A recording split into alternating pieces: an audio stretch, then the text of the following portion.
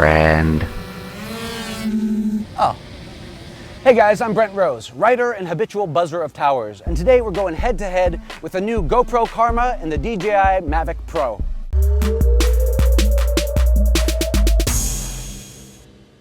So the Karma is GoPro's first ever drone. For $800 you get the drone, a backpack carrying case, a gimbal handle, and the remote control. It's also foldable. Good to go. The Mavic is DJI's first folding drone. It's much smaller and more compact than the flagship Phantom line. The banner feature here is just how small and compact it is. Not only could it fit in a backpack, it could fit in a large jacket pocket. The Mavic Pro retails for $1,000, or for $300 more, you can get the combo, which comes with a carrying case, an extra battery, a car charger, and a few other useful accessories. For starters, let's check out the speed and agility. So we're just gonna floor it toward the bridge, see how fast we can get it going. It takes off like a bat out of hell. And it's already at 40 miles an hour. It's just so damn quick. It climbs and falls really fast too. It's certainly somewhat dangerous in this mode, but it's awesome if you know what you're doing.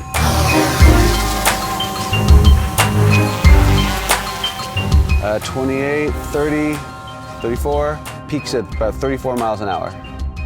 It's a little bit slow to respond, I'd say. It's it's a bigger drone. It turns pretty slowly, which is actually not so bad. It gives you a smoother shot generally when it's rotating. Next up, arguably the most important feature, image quality. So to test that out, I'll be flying the Karma, and Todd here will be flying the Mavic. We're gonna try to line up our shots exactly the same so we can get one-to-one image comparison. One of the first things you'll notice is just how much wider GoPro's field of view is. At 165 degrees, it's extremely wide. Compare that to just 79 degrees on the Mavic Pro, and it's like night and day. You just get so much more landscape in a single shot. But that's not the only advantage for the Karma. Details are noticeably sharper, colors are more vibrant, dynamic range is wider, and it adjusts to different lighting conditions better too. Not only does the Mavic look like it has soft focus, but on cooler days, condensation formed on the inside of the lens, which fogged up what might have been great footage. Obviously, with the Karma, the image quality will depend on which GoPro Hero camera you use. We tested it with the Hero 5 Black. But when the next Hero camera comes out, and the next, you can just swap it in, whereas the Mavic Pro's camera is disappointing and you're stuck with it. All right, let's talk remotes. The GoPro remote is really all about simplicity. It just folds up and the screen is built into it. On the side you've got this ring to tilt camera focus, you've got start and stop and mode changing here. And it's just very, very intuitive. For DJI, you've got to use an external screen to see what you're doing. The screen on DJI is just way more information dense. Ultimately, the Mavic is more responsive and the remote control has a lot more pro-level features. That said, a novice user could easily get lost in the settings here. There's just a lot of clutter on the screen and you need to pair it with an external phone or tablet. In contrast, the Karma remote is super user-friendly. I love that it has a built-in screen that's easy to see even in bright sunlight, and there just isn't that many places you can get lost or confused in the remote. It's all very intuitive. That said, sometimes it's a little overly simplistic, and a more advanced user might want some more granular controls.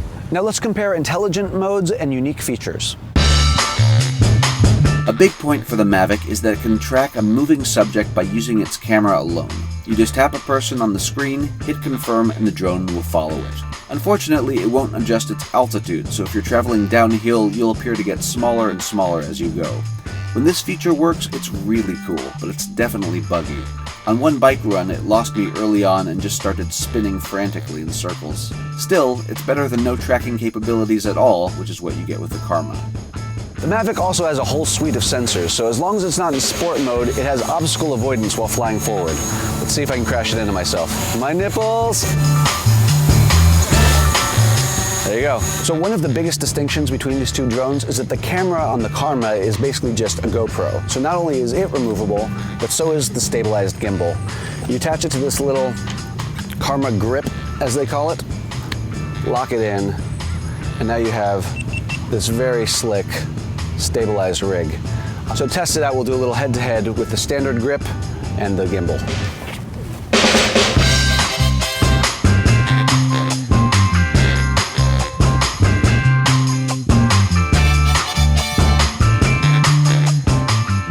even has an attachment point, so you can just clip it right in. If you're backpacking or snowboarding or something, you get some really slick stabilized shots. Currently, the Karma only has 4 smart modes, but they're all easy to use and produce excellent results. There's Droney, which is the unfortunate name for a swooping drone selfie. There's Reveal, which tilts the camera up as the drone rises over something, dramatically revealing what's behind it. There's Cable Cam, which lets you set 2 points and the Karma will go back and forth between them. And best of all, there's Orbit, where you set the center point and the drone will circle around it facing inward. It's perfect for mountaintops and vistas. The Mavic can do this one too, just not automatically. For all of Karma's smart modes, the speed can be adjusted on the touchscreen. Another advantage for Karma is GoPro's Passenger app. Your friend can pair their phone or tablet with the Karma remote and not only view the live video stream, but also control the camera if you grant them access. Now you're not supposed to lose sight of these, but if you do, you can always tap this button and choose to either return to the place where it launched, or you can use the GPS built into the remote control, return it to you. And that would be a huge advantage if you're on a boat or something that moved, so you can come right back to where you are. Karma is returning to you. So what did we learn here today? Honestly, I'm pretty conflicted. Both of them have things I really like and both leave me severely wanting. On the Karma side, you've basically got a complete filmmaking package. It's pretty compact. It's really, really easy to use. That said, it's a lot bigger and heavier. You only have 18 minutes of flight time per battery. It doesn't have any of the obstacle avoidance or tracking features that the Mavic has, so there are a lot of things to ding it on. On the other hand, the Mavic is super light and compact. You get 27 minutes of flight time. You get double the range of the GoPro, but, and it's a big but, image quality compared to the Karma really sucks. And as a filmmaker, I have trouble sacrificing image quality for some smart features that don't always work that well. Honestly, I just want to merge them. If I decide right now, I'm gonna go with the GoPro system. But what do you think? Let us know in the comments below. Subscribe to Wired if you haven't already. With all that being said, there's really only one thing left to do.